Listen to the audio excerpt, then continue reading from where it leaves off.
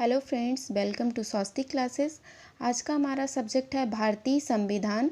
Topic first, भारतीय संविधान के विकास का संक्षिप्त इतिहास। जो भी फ्रेंड्स हमारे चैनल पे नए व्यूअर हैं, प्लीज़ चैनल को लाइक शेयर एंड सब्सक्राइब करें एंड नीचे कमेंट बॉक्स में कमेंट करें। शुरू करते हैं। 1757 ईस्वी की पलासी की लड़ाई और 1764 ईस्वी के बक्सर के युद्ध को अंग्रेज़ों द्वारा जीत लिया जाने के बाद बंगाल पर ब्रिटिश ईस्ट इंडिया कंपनी ने शासन का शिकंजा कसा। इसी शासन को अपने अनुकूल बनाए रखने के लिए अंग्रेज़ों ने समय समय पर कई एक्ट पारित किए जो भारतीय संविधान के विकास की सीढ़ियाँ बनी। वे निम्न हैं। फर्स्ट, 1773 ईस्वी का रेगुलेटिंग एक्ट। इस अधिनियम को अत्यधिक संवैधानिक महत्व है। भारत में ईस्ट इंडिया कंपनी के कार्यों को नियमित और नियंत्रित करने की दिशा में ब्रिटिश सरकार द्वारा उठाया गया यह पहला कदम था। नेक्स्ट, इसके द्वारा पहली बार कंपनी को प्रशासनिक और राजनीतिक कार्यों को मान्यता मिली। इसके द्वारा केंद्रीय प्रशासन की नींव रखी गई। विशेषताएं, इस अधिनियम द्वारा बंगाल के गवर्नर और बंगाल का गवर्नर पद नाम दिया गया। इस एक्ट के तहत बनाने वाले प्रथम governor general lord Warren Hastings थे। नेक्स्ट,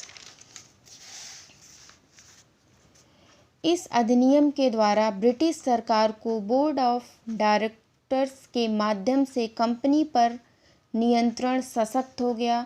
इस अधिनियम के अंतर्गत कलकत्ता में 1774 ईस्वी में एक उच्चतम न्यायालय की स्थापना की गई जिसमें मुख्य न्यायाधीश और 3 अन्य न्यायाधीश थे। इसके प्रथम मुख्य न्यायाधीश सर एलिजाह इम्पे थे। अन्य 3 न्यायाधीश first Chambers, second Lemaistre, third Hyde. Act of settlement 1781 ईस्वी। रेगुलेटिंग एक्ट की कमियों को दूर करने के लिए इस एक्ट का प्रावधान किया गया। नेक्स्ट, 1784 ईस्वी का पिट्स इंडिया एक्ट। इस एक्ट के द्वारा दोहरे प्रशासन का प्रारंभ हुआ। बोर्ड ऑफ डायरेक्टर्स व्यापारिक मामलों के लिए, बोर्ड ऑफ कंट्रोल राजनीतिक मामलों के लिए गठित हुआ। नेक्स्ट, 1793 ईस्वी का चार्टर अधिनियम। इसके द्वारा नियंत्रण बोर्ड के सदस्यों तथा कर्मचारियों के वेतन आदि को भारतीय राजस्व में से देने की व्यवस्था की गई। नेक्स्ट, 1813 ईस्वी का चार्टर अधिनियम। कंपनी के भारत के साथ व्यापार करने के एकाधिकार को छीन लिया गया, किंतु उसे चीन के साथ व्यापार एवं पूर्वी देशों के साथ चाय के व्यापार के संबंध में 20 वर्षों के लिए एकाधिकार प्राप्त रहा। नेक्स्ट, 1833 ईस्वी का चार्टर अधिनियम। भारतीय कानूनों का वर्गीकरण किया गया तथा इस कार्य के लिए विधि आयोग की नियुक्ति की व्यवस्था की गई। लॉर्ड मैकाले की अध्यक्षता में प्रथम विधि आयोग का गठन किया गया। 1853 ईस्वी का चार्टर अधिनियम। इस अधिनियम के द्वारा सेवाओं में नामजदगी का सिद्धांत समाप्त कर कंपनी के महत्वपूर्ण पदों को प्रतियोगिता परीक्षाओं के आधार पर भरने की व्यवस्था की गई। इसके लिए 1854 ईस्वी में मैकाले समिति की नियुक्ति की गई। नेक्स्ट, 1858 ईस्वी का भारत शासन अधिनियम। भारत के गवर्नर जनरल का नाम बदलकर वायसराय कर दिया गया। अतः इस समय के गवर्नर जनरल लॉर्ड कैनिंग अंतिम गवर्नर जनरल एवं प्रथम वायसराय हुए। नेक्स्ट, 1861 ईस्वी का भारत परिषद अधिनियम। गवर्नर जनरल की कार्यकारिणी परिषद का विस्तार किया गया। गवर्नर जनरल को पहली बार अध्यादेश जारी करने की शक्ति प्रदान की गई। ऐसे अध्यादेश की अवधि मात्र 6 माह होती थी।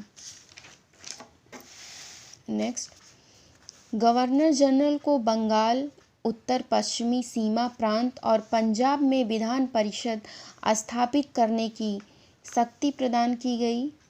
नोट, 1862 ईस्वी में लॉर्ड कैनिंग ने 3 भारतीयों, बनारस के राजा, पटियाला के महाराजा और सर दिनकर राव को बिशप में मनोनीत किया। नेक्स्ट 1873 ईस्वी का अधिनियम। इस अधिनियम द्वारा यह उपबंध किया गया कि ईस्ट इंडिया कंपनी को किसी भी समय भंग किया जा सकता है। 1 जनवरी 1884 ईस्वी को ईस्ट इंडिया कंपनी और औपचारिक रूप से भंग कर दिया गया। नेक्स्ट शाही उपाधि अधिनियम 1876। 28 अप्रैल 1876 ईस्वी को एक घोषणा द्वारा महारानी विक्टोरिया को भारत की सामग्री घोषित किया गया। 1892 ईस्वी का भारत परिषद अधिनियम। अप्रत्यक्ष चुनाव प्रणाली की शुरुआत हुई। इसके द्वारा राजस्व एवं व्यय अथवा बजट पर बहस करने तथा कार्यकारिणी से प्रश्न पूछने की शक्ति दी गई। नेक्स्ट 1909 ईस्वी का भारत परिषद अधिनियम। भारतीयों को भारत सचिव एवं गवर्नर जनरल की कार्यकारिणी परिषदों में नियुक्ति की गई। नोट 1909 ईस्वी में लॉर्ड मार्ले इंग्लैंड में भारत के राज्य सचिव थे और लॉर्ड मिंटो भारत के वायसराय। 1919 ईस्वी का भारत शासन अधिनियम। केंद्र में द्विसदनात्मक विधायिका की स्थापना की गई। प्रथम राज्य परिषद तथा दूसरी केंद्रीय विधानसभा। राज्य परिषद के सदस्यों की संख्या 60 थी, जिसमें 34 निर्वाचित होते थे और उनका कार्यकाल 5 वर्षों का होता था। केंद्रीय विधानसभा के सदस्यों की संख्या 144 थी, जिसमें 104 निर्वाचित तथा 40 मनोनीत होते थे। इनका कार्यकाल 3 वर्षों का था। नेक्स्ट प्रांतों में द्वैध शासन प्रणाली का प्रवर्तन किया गया। भारत सचिव को अधिकार दिया गया कि वह भारत में महालेखा परीक्षक की नियुक्ति कर सकता है। इसमें पहली बार केंद्रीय बजट को राज्यों के बजट से अलग कर दिया गया। नेक्स्ट मॉन्टेग्यू चेम्सफोर्ड सुधार द्वारा भारत में पहली बार महिलाओं को वोट देने का अधिकार मिला। उस समय इंग्लैंड का प्रधानमंत्री लॉर्ड जॉर्ज था। नेक्स्ट 1935 ईस्वी का भारत शासन अधिनियम। 1935 के अधिनियम में 321 अनुच्छेद और 10 अनुसूची थी। अखिल भारतीय संघ या संघ 11 ब्रिटिश प्रांतों, 6 चीफ कमिश्नर के क्षेत्रों और उन देसी रियासतों से मिलकर बना था जो स्वेच्छा से संघ में सम्मिलित हों। नेक्स्ट प्रांतीय स्वायत्तता। इस अधिनियम के द्वारा प्रांतों में द्वैध शासन व्यवस्था को अंत कर उन्हें एक स्वतंत्र और स्वशासित संवैधानिक आधार प्रदान किया गया था।